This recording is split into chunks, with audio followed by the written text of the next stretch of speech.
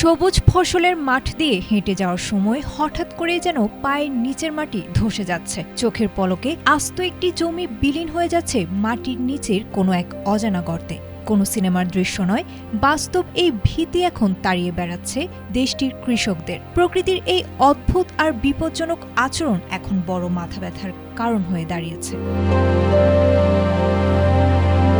তুরস্কের শস্য ভাণ্ডার বলা হয় কোনি অঞ্চলকে, আর এই অঞ্চলেই আচমকা একের পর এক দেখা মিলছে বিশাল সব রহস্যময় গর্তের, যেগুলোকে বলা হয় সিঙ্কহোল।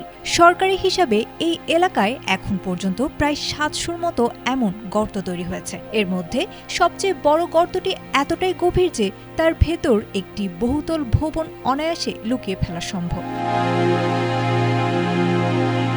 কিন্তু হঠাৎ কেন মাটির বুকে এই হাঁ করা গর্ত?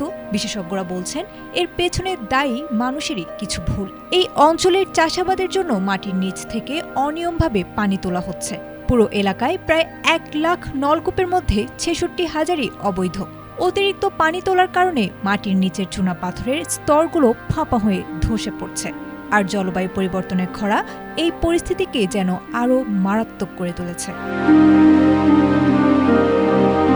জাতিসংঘের আশঙ্কা, এই অবস্থা চলতে থাকলে ২০৩০ সালের মধ্যে তুরস্ক চরম পানি সংকটে পড়বে। বিশেষজ্ঞরা বলছেন ভুট্টা বা সুগার বিটের মতো বেশি পানির প্রয়োজন এমন ফসল বাদ দিয়ে কৃষকদের আপাতত ঝুঁকতে হবে কম পানির ফসলের দিকে। তা না হলে এই গর্তগুলো শুধু কৃষি জমি গিলবে না, পুরো দেশের খাদ্য নিরাপত্তাকে ফেলে দিতে পারে চরম ঝুঁকিতে।